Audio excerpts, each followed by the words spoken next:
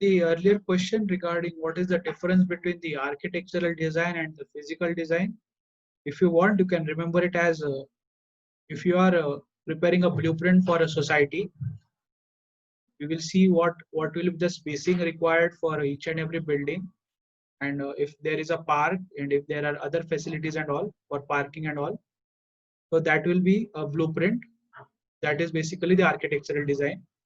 Now, after we have that blueprint, what we will do is we will prepare a 3D model that if we prepare this building here, how it will look like. So that will look like your physical design. Okay, you can imagine a building model separately done.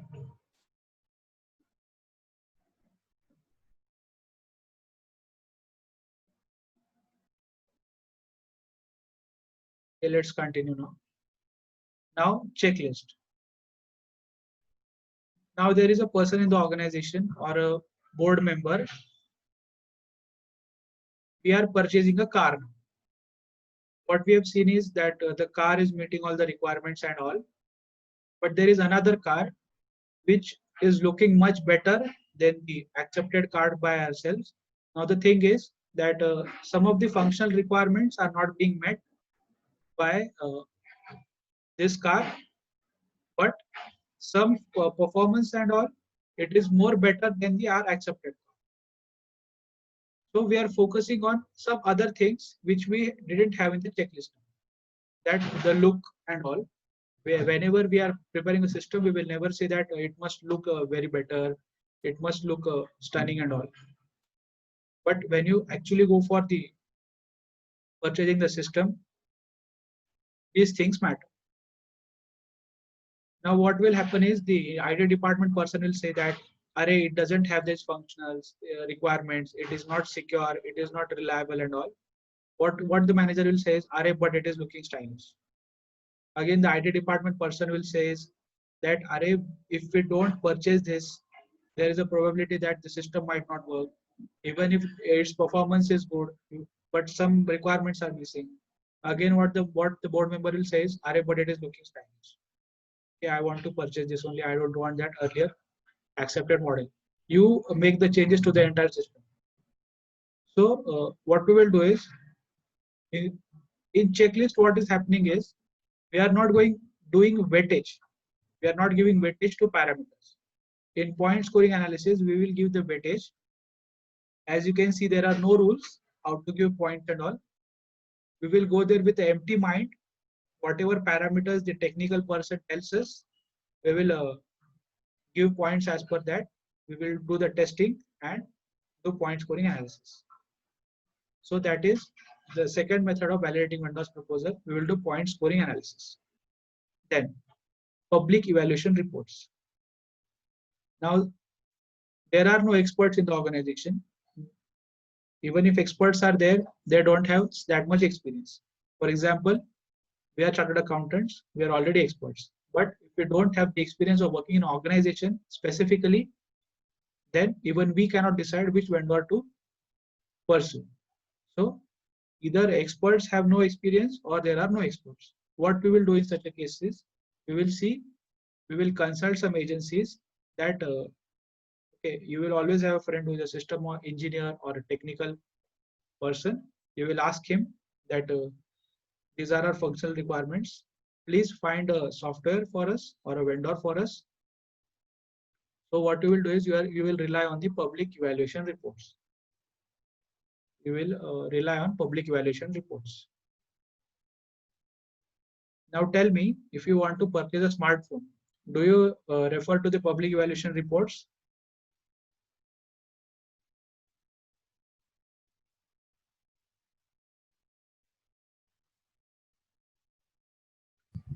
What you will Yes, do? sir. What you For will do? reviews online. Okay, if you are looking at feedback, is Yes, it sir. public evaluation report?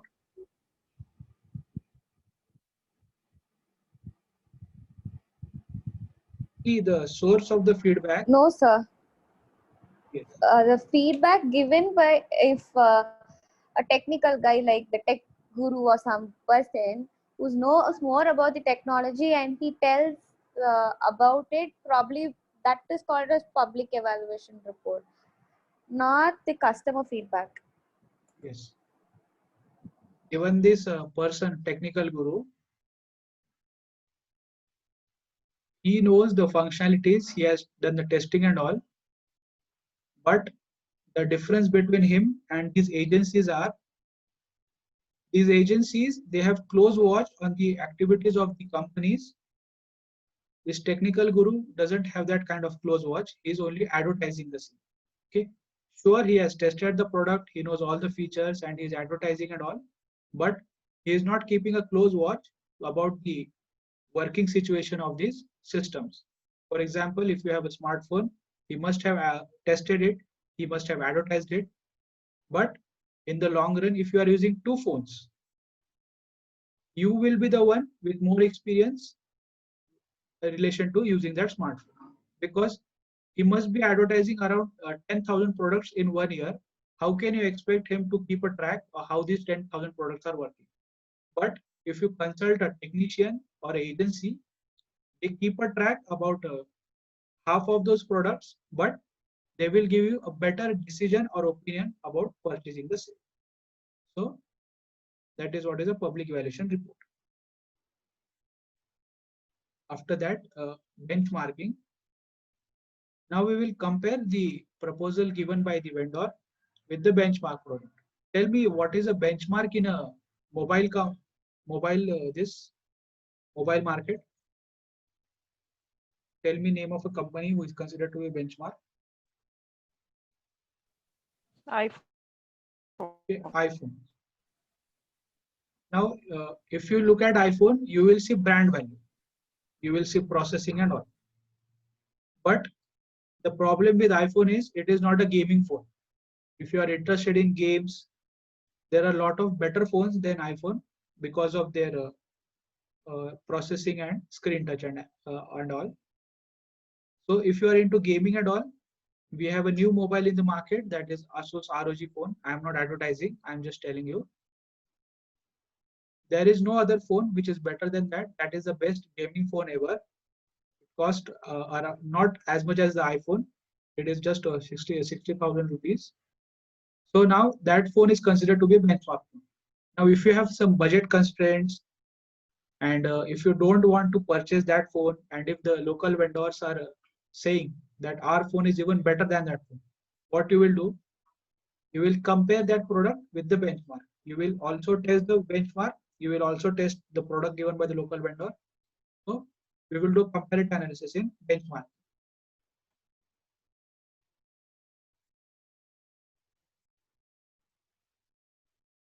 After that, we will just do normal testing. Okay, if the organization has a better experienced people in the organization, they have enough experience, we will just do normal testing and we will be done with it. We don't have to do benchmarking, public evaluation, point scoring and checklist. What we will do is we will just go to the workshop. We will drive the car or use the technology, whatever they have. We will see whether the requirements are met or not, and we will be done with it. There will be no questionnaire. There will be no point scoring chart. We will not consult with any agency. Okay. Mostly this is done when there is no benchmark in this market. Okay. Now, just like a public survey, I will ask, who do you think is a benchmark in the CA world? Okay, education. Like any classes, that are the benchmark in India for CA classes.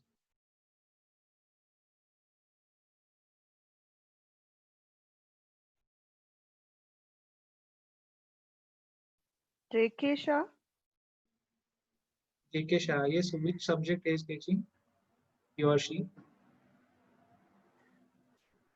SFM. Okay, SFM.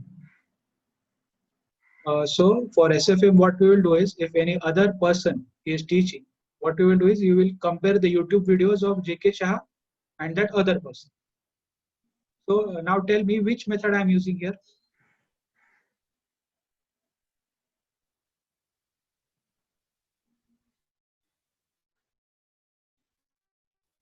Which method of validating vendor's proposal I am using? I'm comparing the YouTube videos of J.K. Shah and other faculty. Benchmark. Benchmarking, right? After that, there is a person Public who, evaluation report. no, that is benchmarking.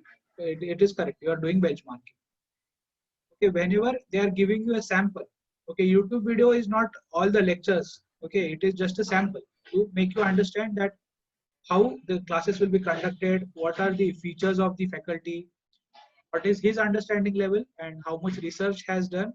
It will all be reflected in his teaching methods. So that is a benchmark. Now tell me, there is a All India Ranker 1. He is giving opinion that which classes to join. Now which method we will use? If you are listening to a AIR 1 student,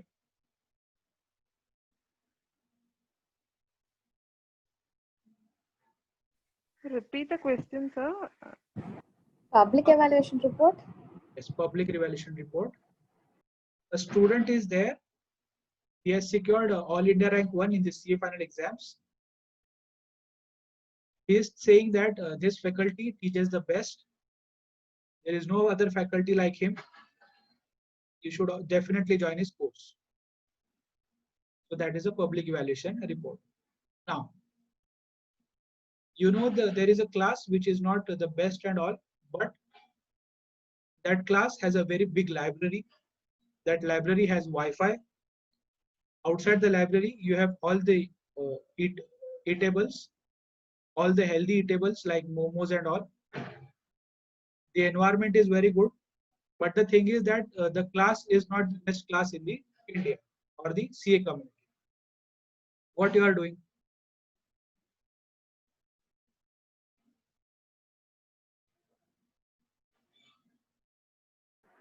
Point scoring, no, or checklist. No, that is correct. That is point scoring analysis. Why? Because whenever you are pursuing CA education, you will never look at Wi-Fi, you will never look at library, you will never look at e-tables. But if you are taking those things into consideration, that means that you are breaking some rules. Okay, you are going outside the functional requirements, security requirements, reliability requirements. So when you are doing that, what you are doing is you are giving weightage to other points. So that happens in point scoring analysis. Now only two methods are remaining: checklist and testing. Now identify this one.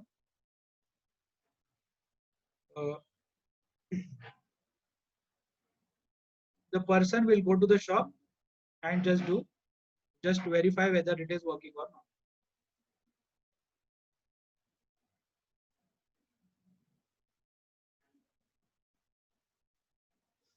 not. Testing.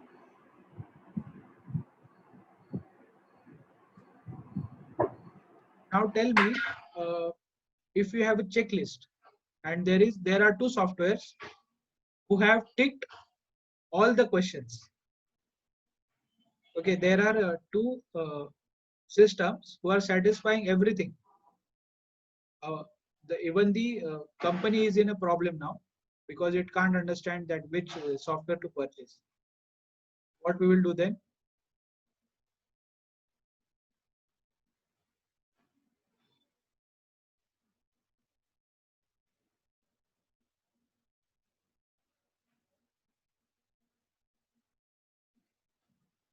Okay, we will just opt for another method for validating vendor's proposal. That is why they have given these 5 methods, that if one method is not working, please adopt another method. Okay. After this, now let's look at some points in relation to contracts, software licenses, and violations. Now we are entering into a contract with the vendor. There is always a possibility that he might exploit us or we might exploit them. So what we will do is, in that contract, we will tell what are the rights and responsibilities of vendor.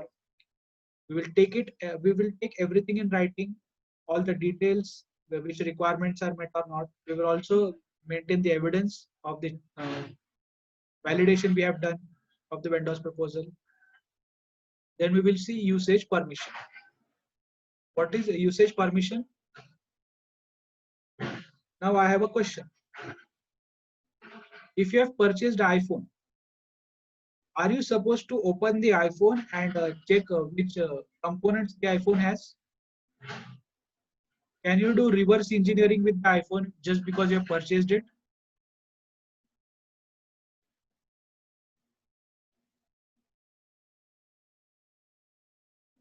No, sir, you can't. Okay, but that is something Samsung has done. Okay, they are very cunning people, technology market people. What they have done is they have purchased iPhones and all the phones in the world, and they are doing reverse engineering. So that is, if you want to do reverse engineering, first consult the company. They will never say that don't do reverse engineering, but what they're saying is at least tell us first. Instead of doing that, we will give you the information so that you can produce a better product. It is not the case that only Samsung is doing. Apple also does it for Samsung. Okay, there is no issue over there. So that is usage permission that one. After that, prohibited activities. If reverse engineering is done by any of the companies, what are the laws or what are the legal repercussions they are looking at is copyright law, patent law, trademark law, and intellectual property rights. If you have a lawyer who can twist any case in relation to these four laws, you can do reverse engineering and whatever you want. If you don't have such a legal expert and if you can't back up the processes that you have done, then please avoid these prohibited activities. So this was a very easy question in relation to contract, software, licenses, and violations. Here, just remember the example of reverse engineering and you will be able to write everything. Yes, tell me what is reverse engineering? Do you know what is reverse engineering?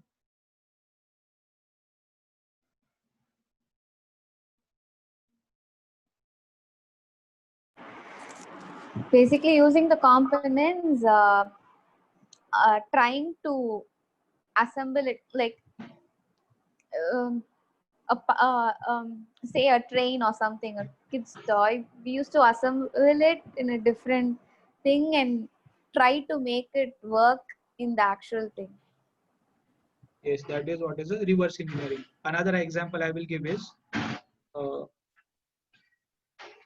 there is a student who is a all India ranker in CFI. You are looking at his speeches, you are looking at the information that is available in the public about him. What you will do is you will also meet him somewhere without telling him, you will surprise him. You will try to extract information from him. What you're actually doing is you are trying to make out the schedule that he followed for pursuing exams. Remember, even if you do that, developing that level of processing, that memory and all, it is very difficult. Even if you pursue everything that the all India ranker has told you, you will never be able to get that kind of processing power and that storage power. What I'm referring to is the memory space. So sometimes you should not listen to some things. Okay, you should never take advice from an all India ranker. Instead, if you take advice from a person who has failed at least 8 to 10 times, he will tell you better how to pursue your studies and all. Okay, so that was an example for reverse engineering. Now, why we took this example of reverse engineering? Let's see.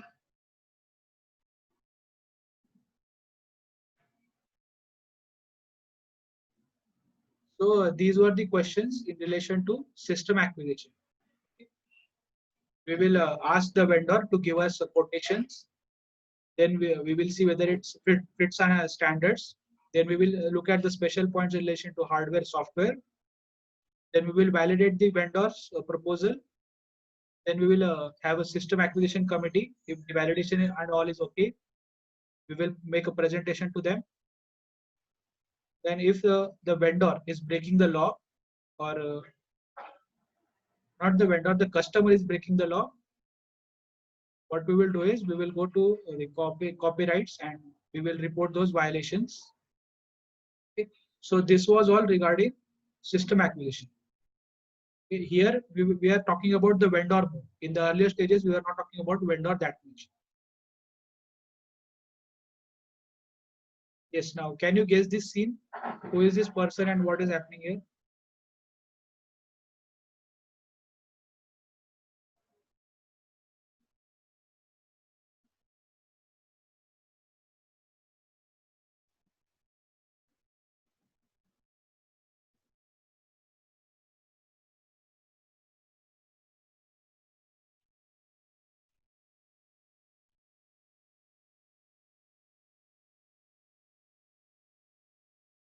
Just all of a sudden something happened.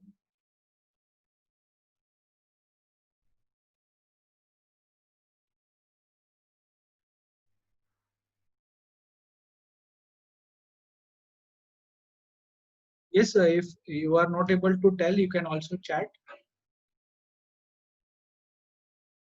Okay, forget it. This is Iron Man from Avengers. He is actually developing his robots or the armor that he uses for fighting. So what we are entering into the system development stage now. We have all the requirements at our hand, and we are going to now develop the system.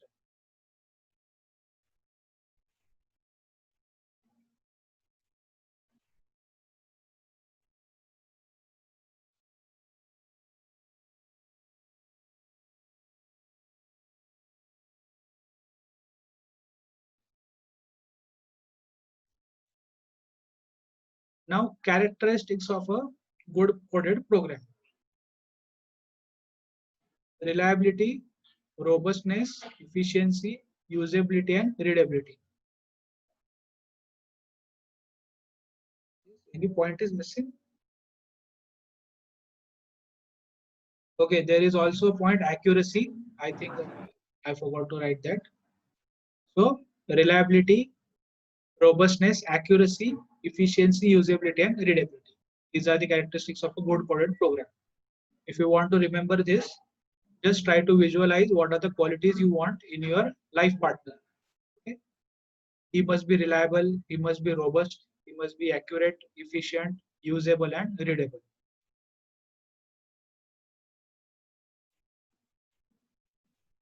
Now tell me, what does reliability mean? Okay, on your own, tell me what is reliability. What are you going to expect? What do you mean by reliable?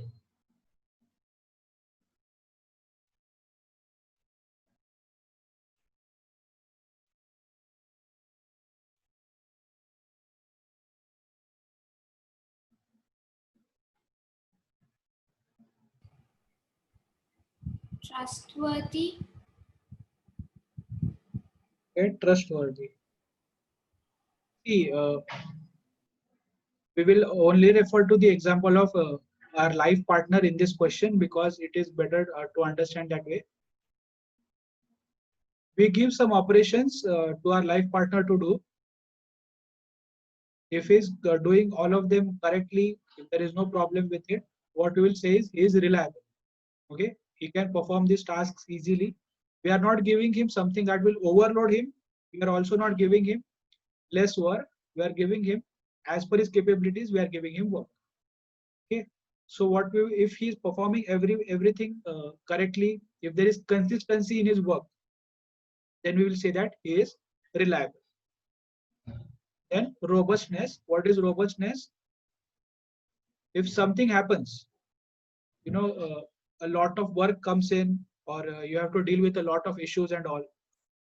What does robustness mean is he will even solve all those issues with grace and clarity. Okay, it will not be the case that he panics or takes a wrong decision or starts blaming everyone for those issues. What he will do is he will even those issues he will solve with clarity and patience. So what you will say is that he is robust. What is robust? He has the ability and strength to perform even in adverse situations. He has the ability and strength to perform even in adverse situations. That is robustness. Then efficiency. What is efficiency? No, first accuracy. What is accuracy is, there you will prepare a long list of activities, okay, in relation to him. What are the activities that he is supposed to do and what are the activities he is not supposed to do? If he is doing activities which he is not supposed to do more than what he is supposed to do, you will say that he is not accurate, okay, or he is less accurate in his approach. If he is not doing even a single thing, you will say that he is straight as an arrow. Okay, you will say that he is straight as an arrow. He is accurate. There is no problem with him. That is The other characteristic, accurate. Then efficiency. What is efficiency? We are talking about his performance. Okay. If he is playing cricket, it must not be the case that because of adverse issues or any other issues, he is not performing well in cricket. So that is about efficiency. Then usability. What is usability? He is user friendly. He talks. Anybody can talk to him.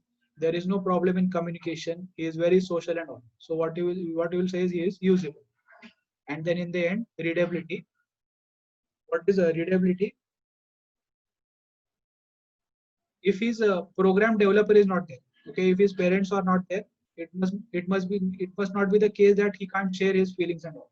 Okay, he can tell what are the programming errors in him, how to do debugging and all. He will just tell you, and you can do the same. So he has an instruction manual. He will share it. He will share that instruction manual with you, and you will be able to do debugging with him. Okay, so that is readability. It is not the case that you are not able to read what is going on in his mind. Okay, if you can read easily what is going on in his mind and you can take decisions, that means that he is readable. Okay, there is nothing wrong with him. So that was an interesting approach to understand this question, characteristics of good coded program. Okay, if you want, you can remember this as you are rare. Okay, you are rare. What is rare? R-A-R-E. Usability, readability, then reliability, accuracy, robustness, and efficiency. You are rare. Now, what we will do is we will do the coding of this person. Okay, if we want to build a robot who is like the best person in the world, how we will do is coding. Okay? So for that, we will understand the coding standards, then how to do debugging and how to do testing. Okay? Shall we continue? Yes, is it getting interesting or should I drop this approach?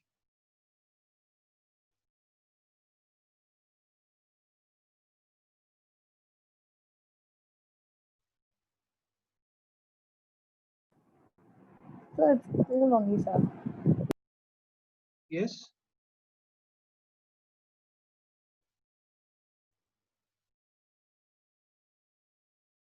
Okay, fine. We will now take an example of machine. We will not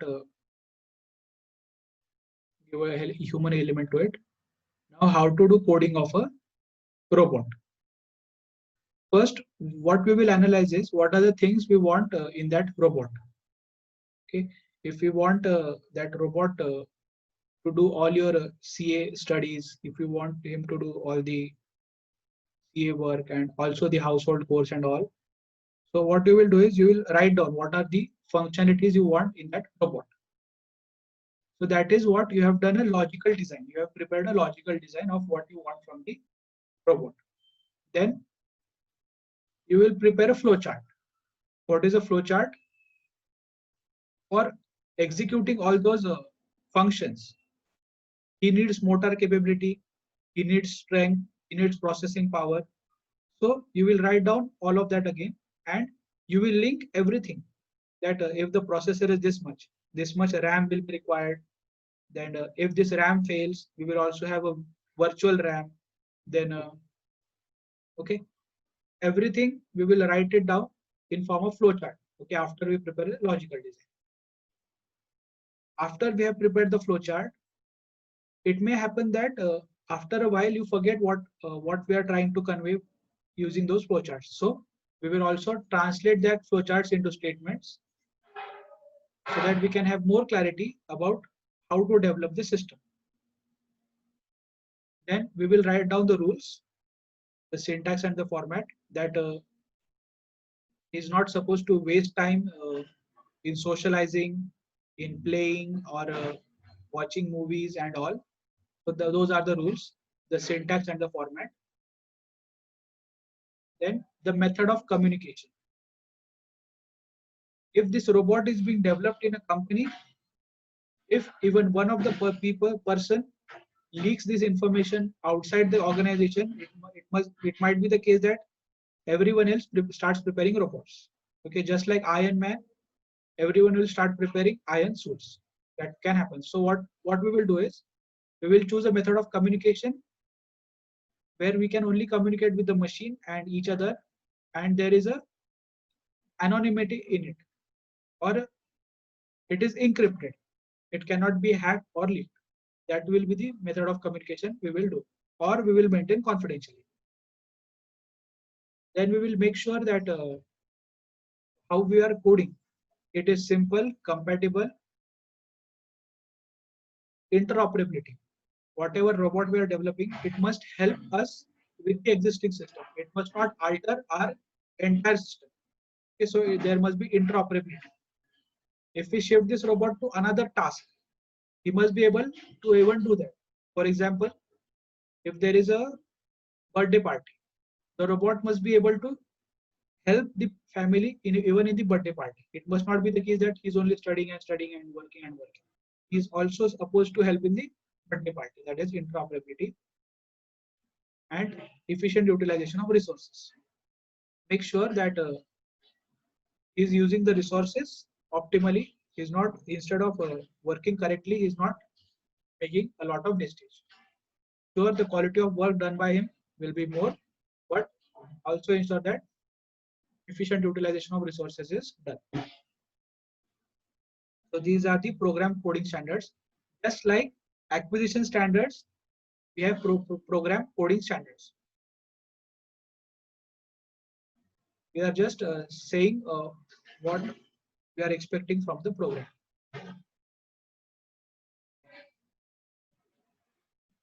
Now let's see how to do program debugging. Now after 2 or 3 months, we didn't do maintenance of the robot. What the robot started doing is, he was breaking eggs in the sink and he was keeping the plates on fire on the stove. So what was happening is, there was some coding error that if you don't do the maintenance, as he is linked to internet, he doesn't have a firewall, virus has been attached to the robot. It might be the case that some information might be misplaced, or there might be some coding error. So what we will do is, we will start correcting the syntax and errors. Now there is a process how to do this debugging. First we will code what are the functions we want in the robot. That is what we will use, the coding languages like C++, Java, Python and all. These are the coding languages. Using these we will prepare a code, that is a source code. Okay, we can also call it as a machine language. That is the only language machines understand. Then this source code, we will try to recheck on our own that whether any problems are there or not. Then we will put this source code into a compiler. Okay. What is a compiler? Compiler is an interpreter. C++, Java and all, we will see whether a program can be executed or not, whether there are any errors or not. It will do a line by line verification. Who will do this? Compiler will do this. So these were the 4 steps in debugging that we do for correcting the syntax and errors. Yes, any question you have for a program debugging? The 4 steps that are there in debugging are, we will give the source code to the compiler. Then the compiler will verify the source code line by line. If any problems are there, it will identify them and tell us them. And after that, we will correct those syntax and errors. And again, we will put that source code into the compiler. And if this time the compiler doesn't give any errors or doesn't display any errors, we will finish the program debugging.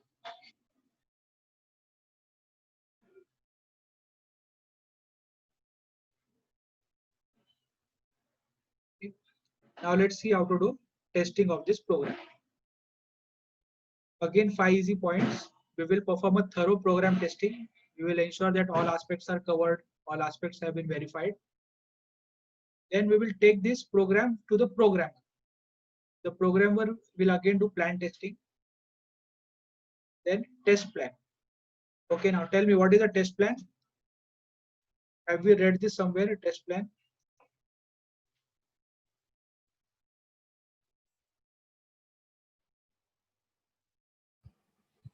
Types of plans, Okay, chapter 4. yes. Emergency plan, recovery plan, backup plan, test plan. What was the keyword to remember the test plan?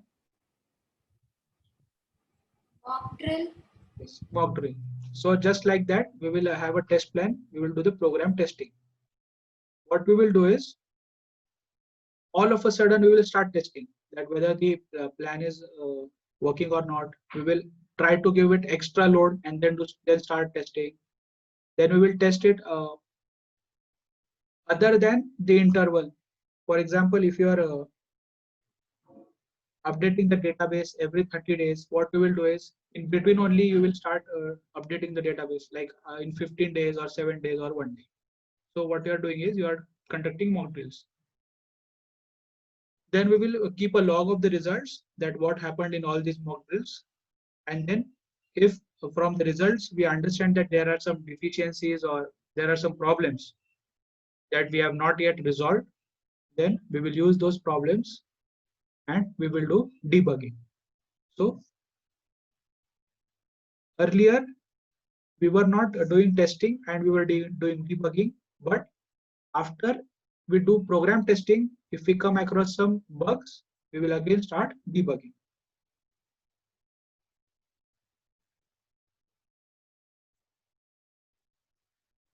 So that is all regarding program testing.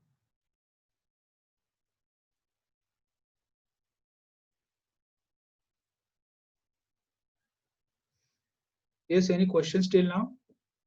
Are we going very fast? Are you able to retain the explanation and understand the flow?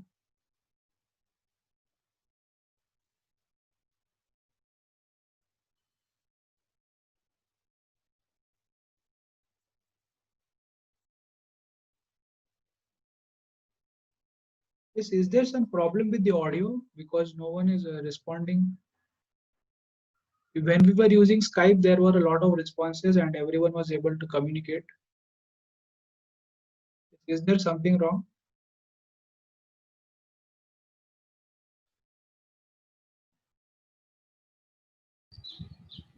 No, sir, it's fine. Fine. No? Okay. Because I think that the connection has been lost, since we started using Zoom. Okay, fine. It just might be some difficult concepts in between that might have, discouraged you or made you lose interest. I will work more on those difficult concepts.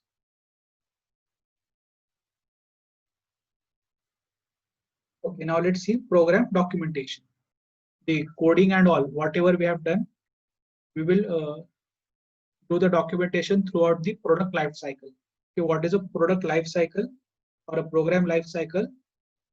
From the moment we start coding or we start preparing flowcharts till the time it has been fully coded. That is a program life cycle. Okay, we will continue in a minute. Don't go anywhere.